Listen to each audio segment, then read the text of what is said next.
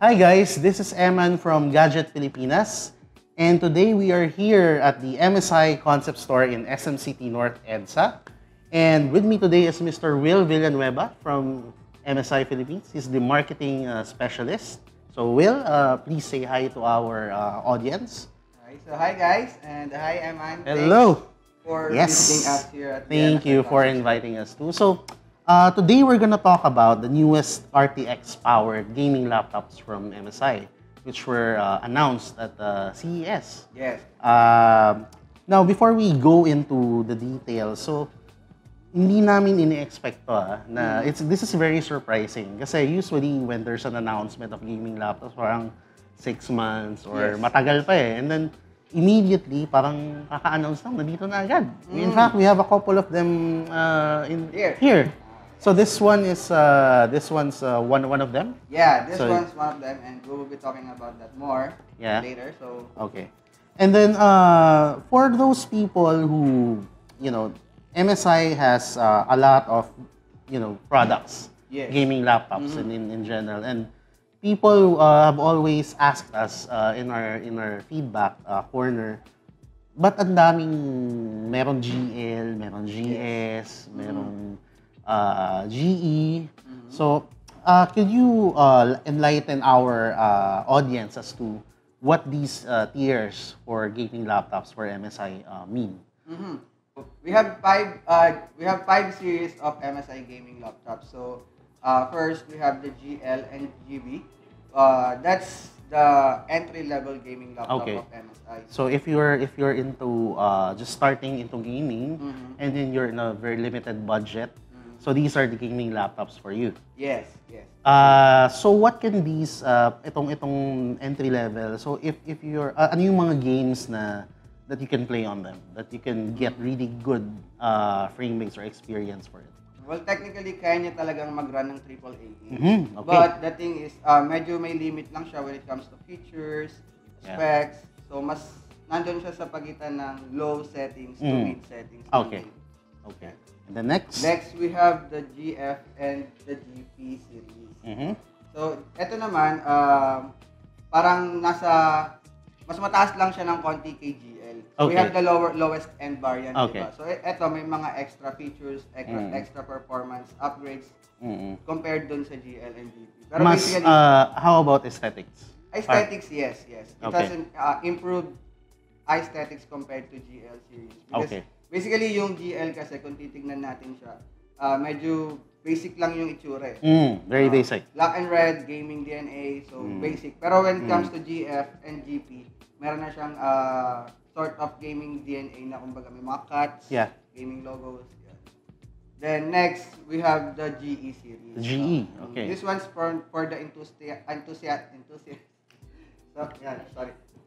Next, we have the GE series. No? Ito naman, para dun sa mga enthusiastic gamers. Okay, so ito na yung medyo, if you're gonna go up, gusto mo na ng really high performance gaming laptop. Yes, dito na papasok si RGB. Okay, so if you're an RGB guy like me, so this is where you start. Yes. You have to start with the GE series. Yep.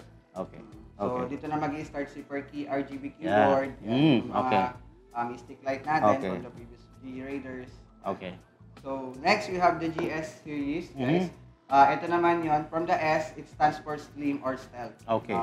So mapapansin mo lahat ng GS natin na nasa market ngayon is manipis, even from the start. Okay. So we have the GS63 and GS65 ngayon. If the customer is looking for a slim and compact laptop with a powerful performance, then definitely they're looking for a GS series. Okay. So maninipis yan. Okay.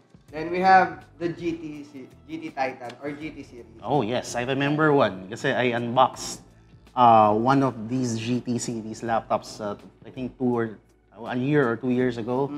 I believe ito na yung mga super duper high end. Yes. Okay. If you really want to go all out on performance, everything, this is where you go. Yes, this is the top or the highest. Top tier. Okay. This is as high as you can go. Yeah. So if you're looking for bulky, so much powerful for your hardcore gaming experience, then you're definitely looking for a GT. Okay.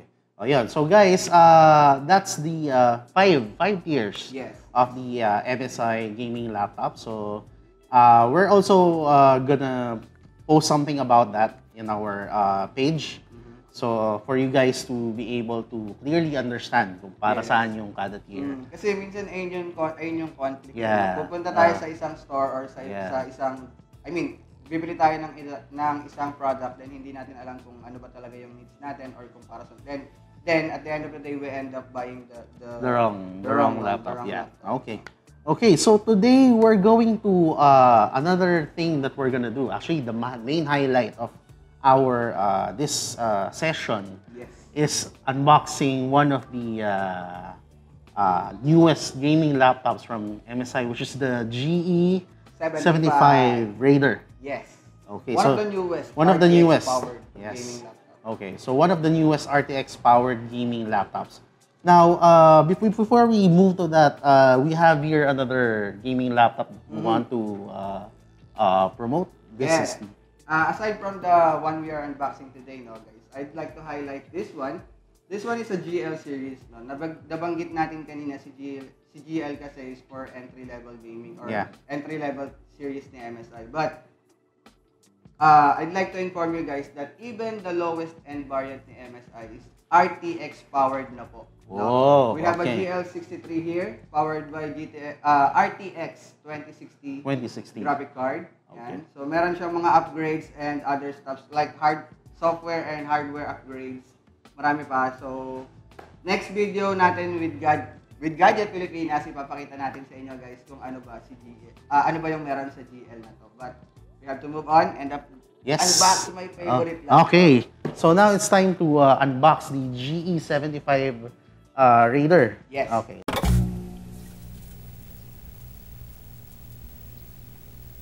So here we are with the GE75 Raider. So ito yung kahon niya. This is a retail unit. So if you buy this gaming laptop, which is available, it's already available. Yes, it's already available on our concept stores at SM Mall, of course, SM North EDSA, SM Mega Mall, and SM Mall of Asia. Yan, sa mga concept stores ni MSI, you can definitely look for a GE75 Raider. It's already available. Okay, so let's unbox this monster. So while I'm unboxing this, a lot of gamers, they ask, ano ba yung 20 series cards, yung 2070, 2080, RTX in general.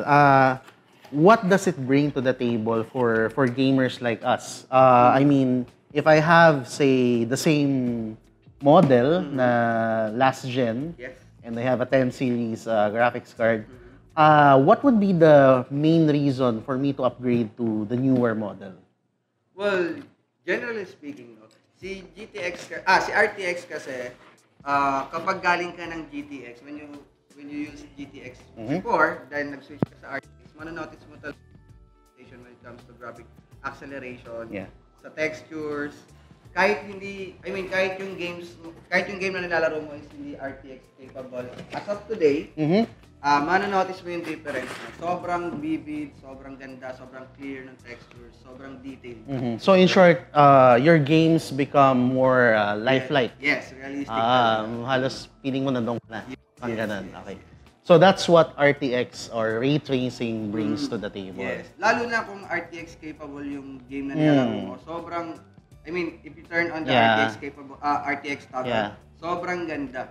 Okay. Experience it myself, sobrang ganda. Okay. By the way, guys, we might have some videos, gameplay videos to show you. Maybe in another video of ours.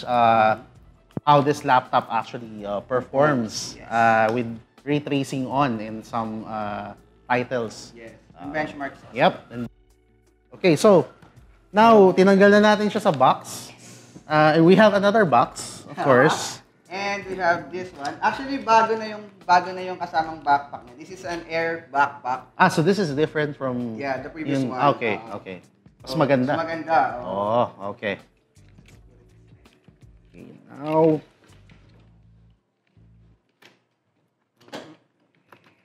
And, so, alisin na natin yung kanyang seal. And, take that off. And, okay. So, sa loob niya, meron na namang isa pang box. Yes. So if you love boxes, yes. marami kang may tatagong kahon dito. No? Kung gusto mo mag-stock ng kahon, maraming gamit yung kahon. Kala mo, magagamit mo yan sa mga projects. Oo. No. Well, anyway, here is the GE75 Raider. Sorry, wait lang. Naka-cover pa siya. So, sobrang protected nung box, guys. Sobrang protected nung packaging. Yes. Na alam mong pagbukas mo pa lang, alam mong ayaw nang magasgas. Alam mong mahal yung nasa loob. Alam mong malakas yung nasa loob. Alam mong matindi. Yeah. Alam mong panglabanan talaga. Kapag pinili ka kasi ng black and red na box. Yeah. So hindi siya basta-basta yung packaging niya, guys. So after nung plastic, so, meron pang siyang lalagyan na isa. But before natin buksan yan, let's take a look at ano pa yung mga nasa loob. Actually, kaya man this is my first time din na makita si GE75. Okay. Yes. So, is this the first retail unit in the Philippines? Yes. Wow. Yes. So, this is the first retail unit of this gaming laptop here in the Philippines. And we're very fortunate to be able to unbox it live, or actually not live, this is recorded for you. So ito, manuals, the usual documentation. You know guys, sometimes you have to read the manual. Yes, you know, sometimes may mapupulot ka dito. Nandiyan yung tricks minsan. Minsan it pays to read the manuals, guys. There's a reason why they're made. And then, of course, paano aandar yung laptop mo kung wala kang power brick. Yes. And power cord. Yes. So, mapansin natin guys, yung power brick niya is very, very big. Yes. Malaki. Yes. So, it just tells you basically kung how much power this laptop needs to run. Yes. This power, yung GPU kasi ng G75 is a 2070. It's a 2070. 8 gigabytes of GDDR6 2070 RTX. Wow. So, sobrang laking ng power na kailangan. Yeah, so that's understandable, of course.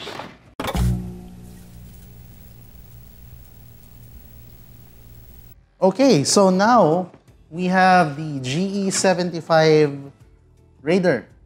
So, natanggal na natin yung kanyang secondary wrap.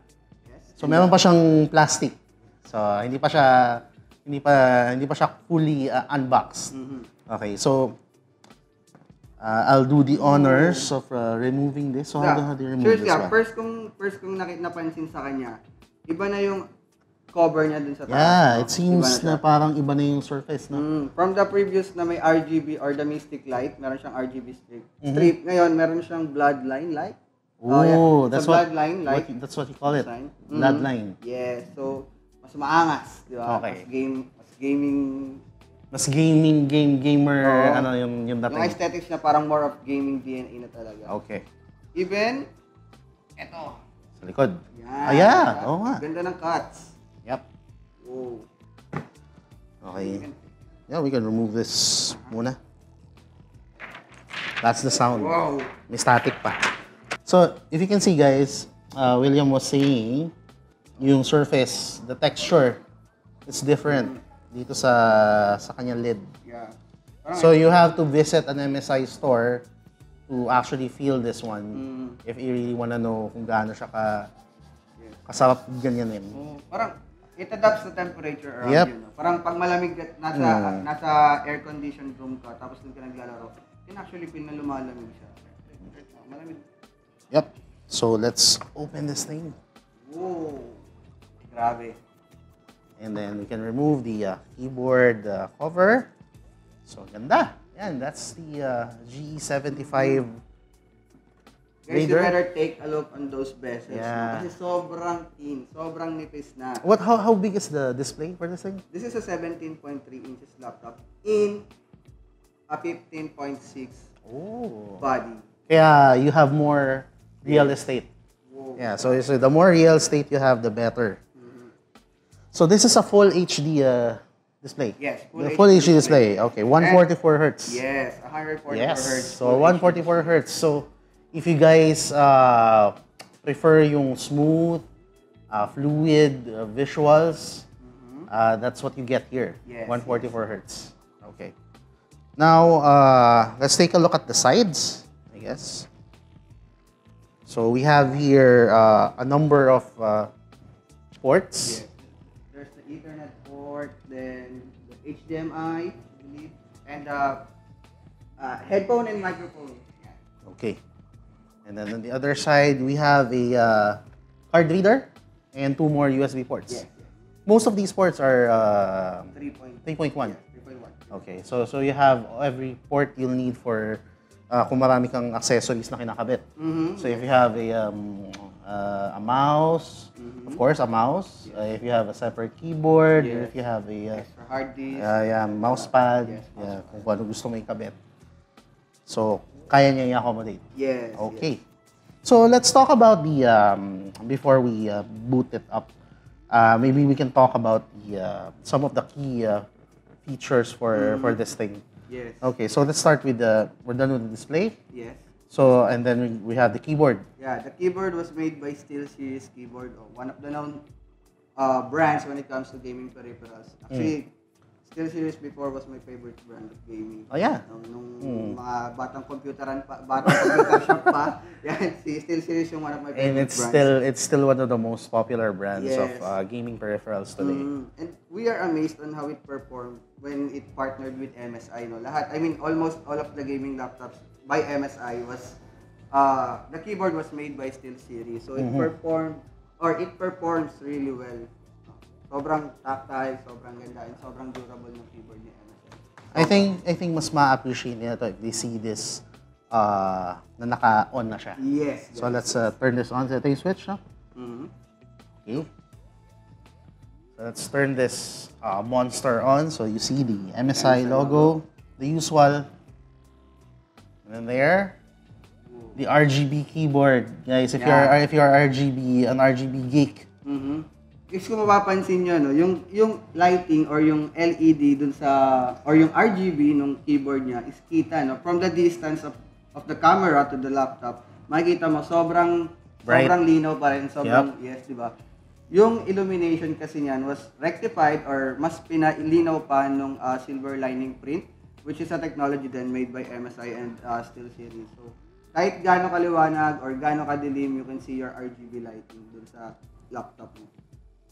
Okay, so if I want an RGB keyboard, this is a per key keyboard lighting, right? Yes. So if I wanna customize, gusto kong baguhin yung RGB scheme for each of these keys, I can do that. Yes. That's how good the customization is with this one. And you can customize it with the updated SteelSeries Engine 3 application or the software of SteelSeries. Yes. You can do fast up customization and configuration on your There are keyboard. several lighting effects, no? Yes.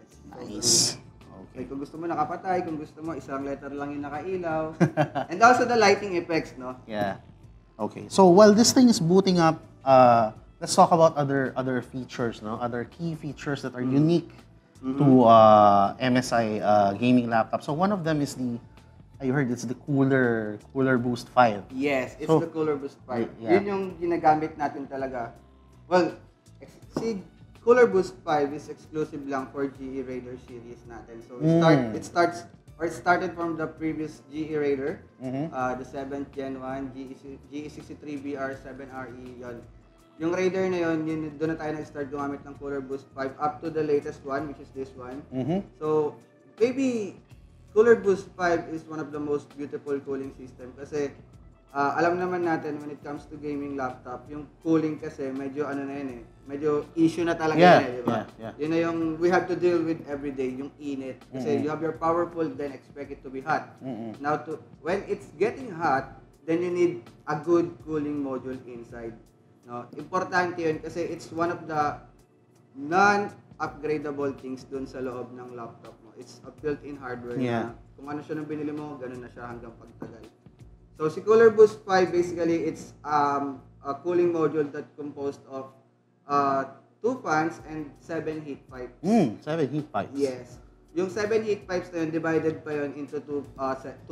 So one part for the GPU and one part for the CPU. That's kasi may mga laptops na yung way nung heat pipe mo is from the other end going to the CPU, then going straight to the CPU, then going to the other end.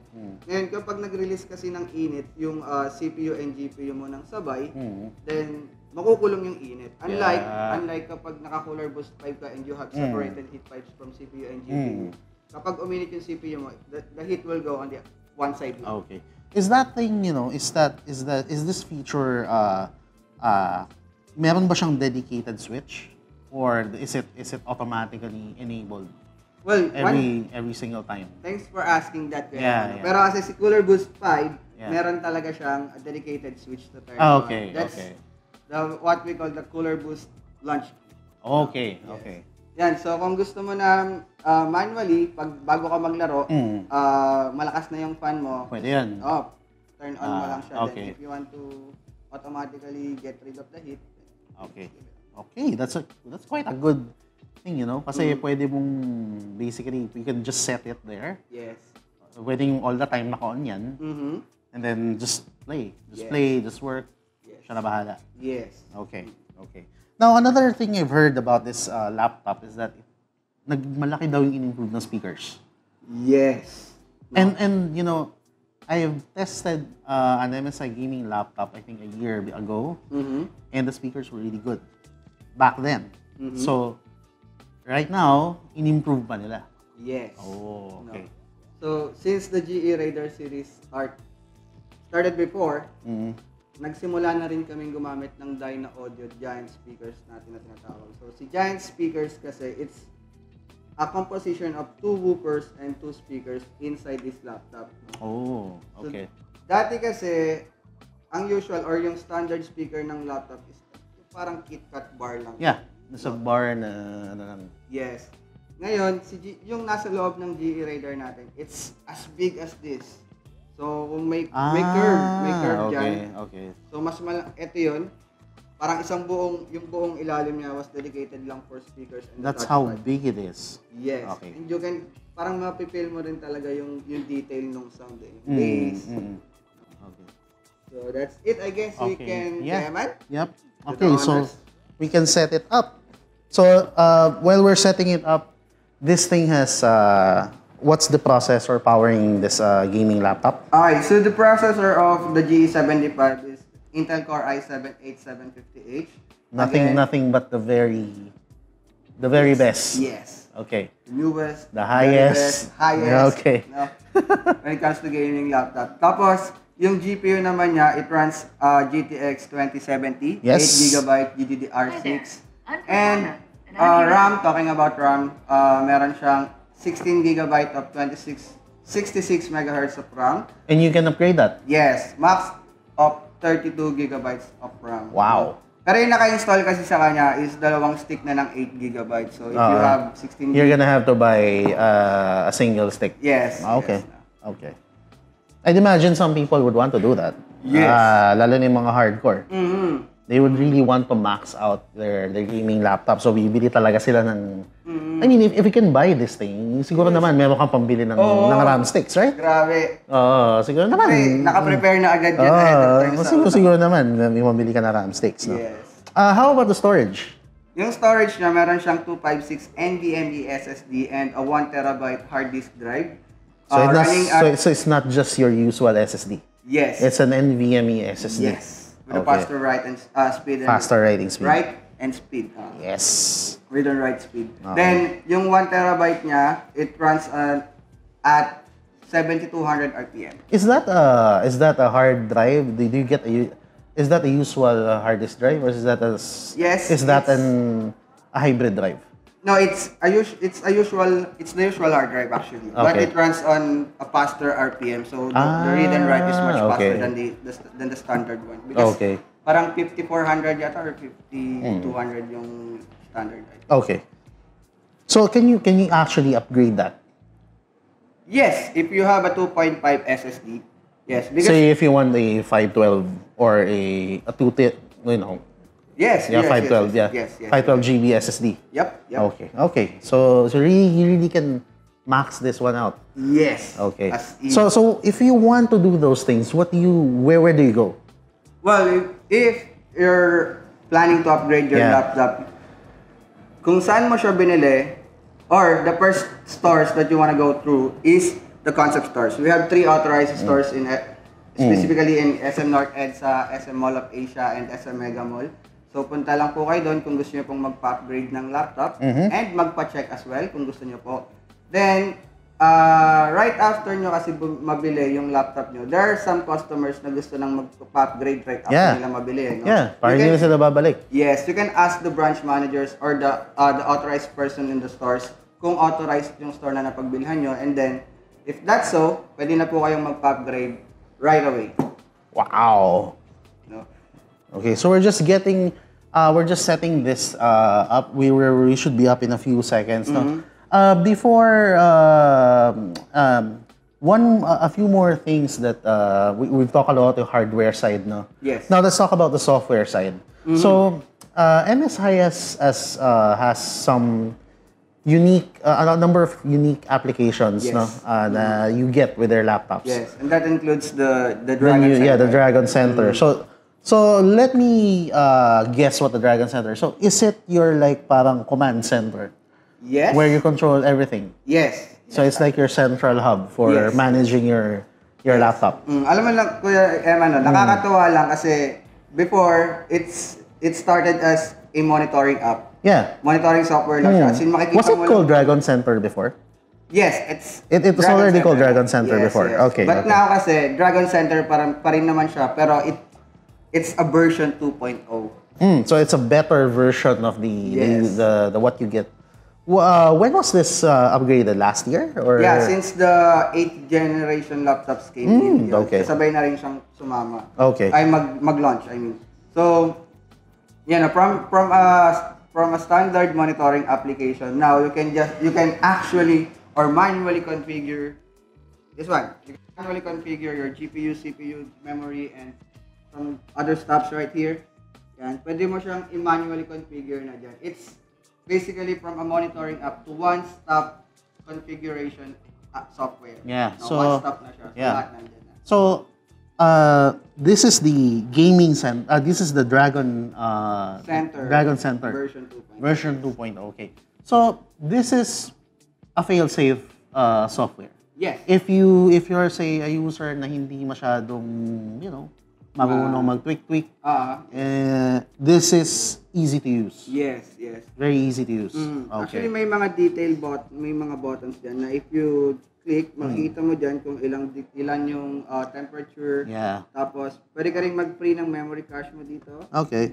Free mo siya. But when you buy this thing and say you're not exactly a techie, right out of the box, wala ka nang gagalawin, no? Yes, wala na. Wala na. It's properly configured when you put it out. So you can just buy it, boot it up, charge it, play games. Yes. That's it. Yep. Okay. So I guess we pretty much covered everything, no? I guess the big question now is, or the big question that our viewers are asking right now is, how much is the thing? All right.